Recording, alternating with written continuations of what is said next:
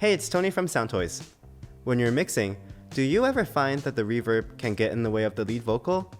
Well, I like to use a lot of reverb in my tracks, so in this video, I'm going to show you how to implement a classic reverb technique using just Soundtoys SuperPlate.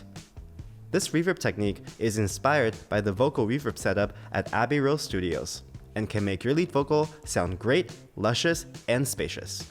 Let's get into it. Once I saw the light, once I saw, couldn't wait around another night.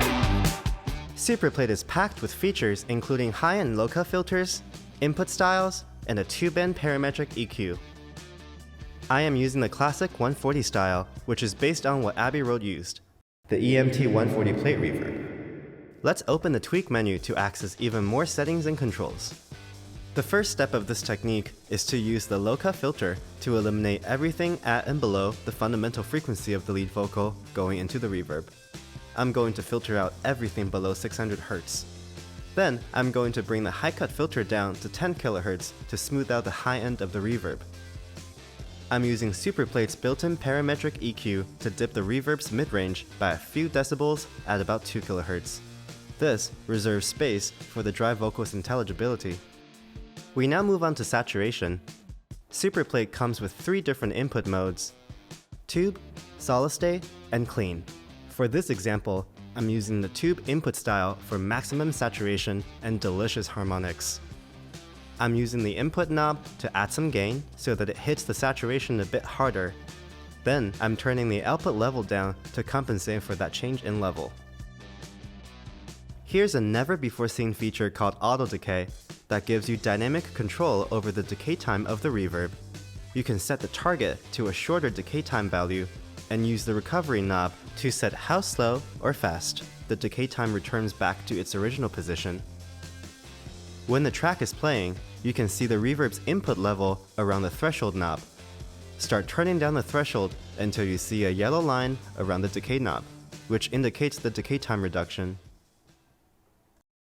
'Cause if you say you made a mistake, then I would take you back, baby.